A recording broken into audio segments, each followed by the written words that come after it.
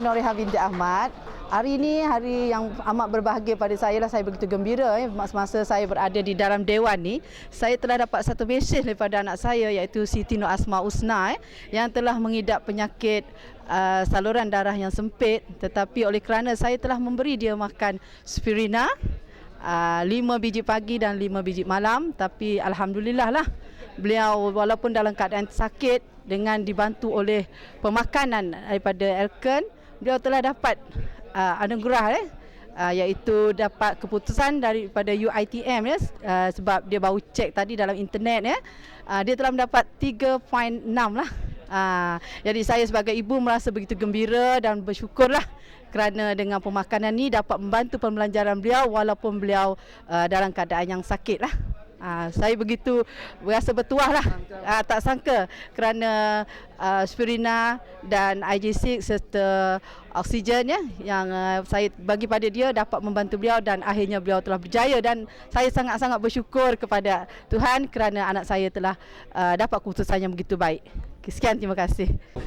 Ada satu berita baru daripada saya Puan Noreha binti Ahmad Saya begitu gembira kerana anak saya terpaksa berjumpa buat appointment sekali lagi di IJN pada 9 bulan 5 pada baru-baru ini. Hati saya pun sangatlah susah kerana saya terpaksa sediakan perbelanjaan sebanyak 25,000 lagi sekiranya didapati saluran darah anak saya masih lagi ada yang tersumbat pada masa tu saya begitu gembira kerana sebelum pergi ke IJN saya telah memberi anak saya menggunakan produk Life Extra dan setiap malam saya sentiasa telefon anak saya dan saya membeli alat untuk mengetes darah dia, dan dia telah membagi keputusan yang begitu baik iaitu dalam 115 dan 116 sahaja.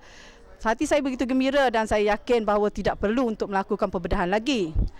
Tapi malangnya apabila saya sampai ke IJN pada masa tu, waktu tu dah petang dalam pukul 3 lebih, dan anak saya terpaksa melakukan proses dia iaitu di mana dia telah diambil darah sebanyak 2 botol dan doktor juga telah membuat pemeriksaan ke atas darah beliau. Alangkah terkejutnya saya pada masa tu darah dia 155, dan pada masa tu saya memang begitu marah lah dengan Elken ni, sebab saya kata macam mana hari tu dah okey dah, dan tiba dekat sini pula darah dah naik 155, dan saya begitu kecewa bersama suami saya.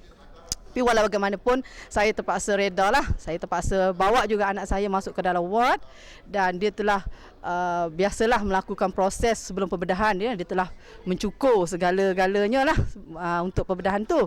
Tapi saya masih tak berputus asa lagi dan saya berbincang dengan suami saya tak percaya lagi dengan apa yang terjadi tu. Maka kami mengambil keputusan terpaksa mencari stokis yang terdekat daripada di KL tu, mana kami terpaksa langgar juga lampu merah tu asalkan sampai ke stokis secepat mungkin. Dan apabila sampai ke stokis pada masa tu saya pun tak bawa duit banyak cuma saya mampu beli 1 kotak saja lah extra, dan saya terus pergi ke IJN. Alangkah malangnya saya seorang ibu begitu duka cita lah bila sampai je ke IJN. Bila kami nak naik ke atas pada masa tu telah tepat pukul jam 8 malam bahawa kami tak dibenarkan naik. Begitu kecewa sekali lah saya, tapi saya merayu dan terus merayu daripada Pak Gad tu, maka saya dibenarkan naik seorang sahaja.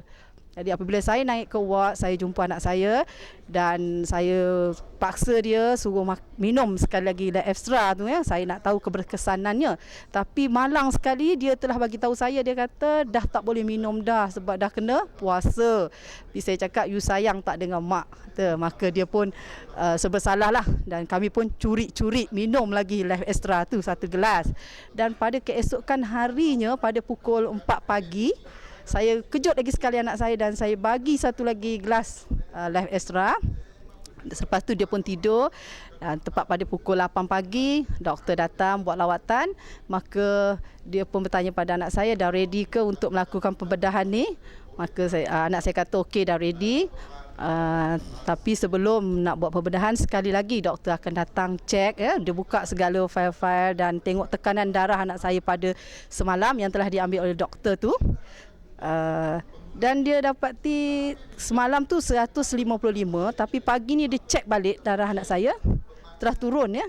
120 lebih, 123 gitu, 127 macam tu. Dan dia pun merasa tak percaya dan dia kata ini mustahil, dia kata. Dan dia pun panggil staff nurse yang mengambil darah anak saya tu. Maka dia pun tanya, betul ke you, tak silap ke you dah ambil darah ni?